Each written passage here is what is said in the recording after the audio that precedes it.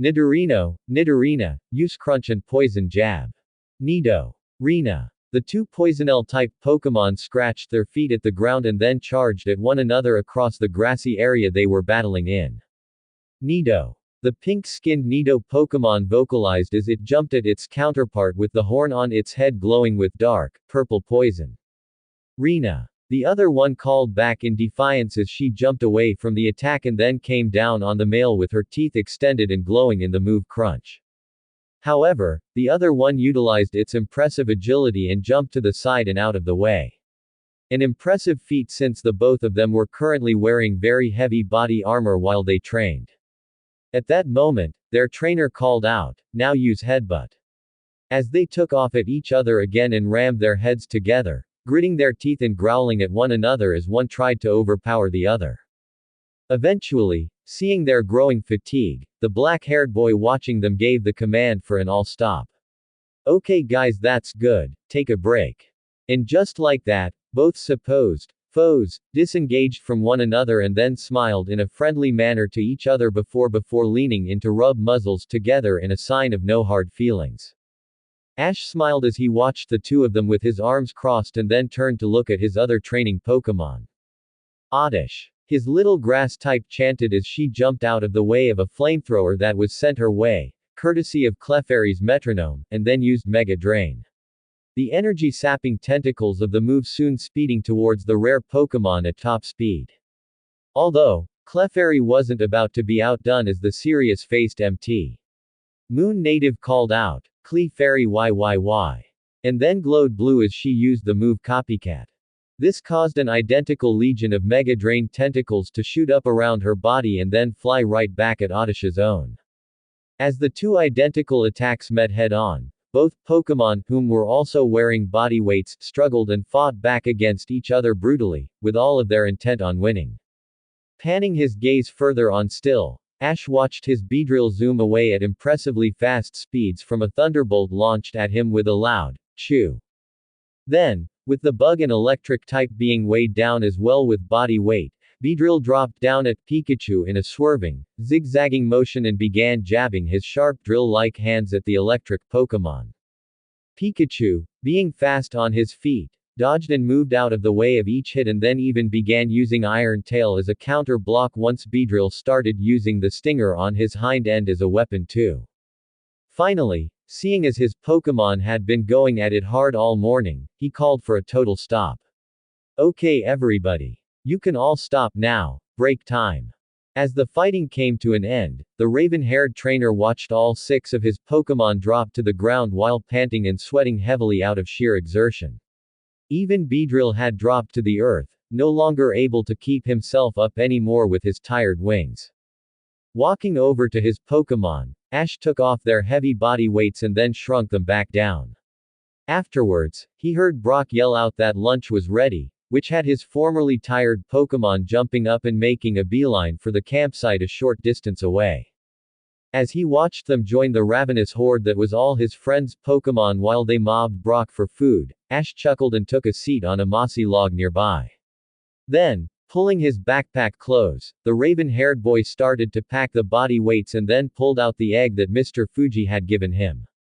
As he held the egg in his hands and gently rubbed and caressed its shell, Ash reflected on what had happened over the 2 weeks since they had left Celadon City. The next town closest to Celadon wasn't all that far away, but it had taken longer to get there due to Ash and his friends taking extra time to stop and train along the way. The beating Brock and Onyx had taken at the hands of Riken and his Raiden had really given the former Pewter City gym leader something to think about and, after sitting down for a long deliberation with Ash, he decided to join the training that Misty and Giselle had embarked upon.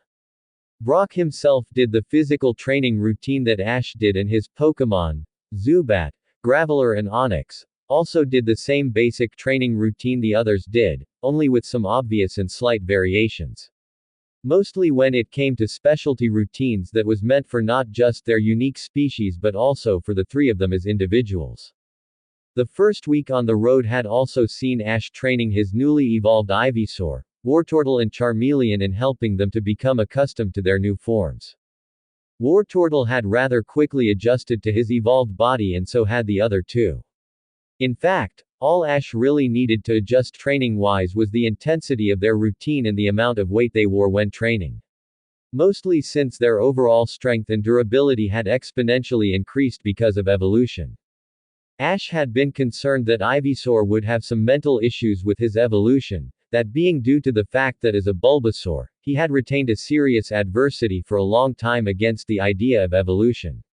Although, luckily, his time achieving true strength as a Bulbasaur with his new trainer had slowly taken away those feelings of animosity against the thought of evolving. Ash didn't know if the original hatred Ivysaur had against evolving was because of getting abandoned by his old trainer, but either way, upon sitting down and talking with him to get his honest opinion on evolving, Ash had been extremely happy to hear his Pokémon sincerely respond that he didn't have any problems with his evolution. Charmeleon, on the other hand, had needed far more of a hard hand. Ash truly had no idea why this had happened, but he did have two theories. The first was because he had been taught by Professor Oak that sometimes, Pokémon could become more aggressive, stubborn and disobedient after evolution. Especially certain types.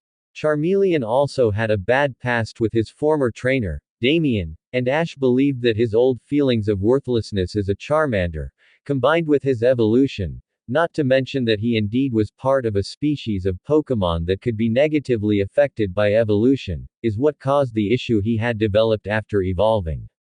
Or at least, attempted to develop. During their week of training together, Charmeleon had started showing signs of extreme aggression, as well as a certain level of intolerance for listening to Ash's command.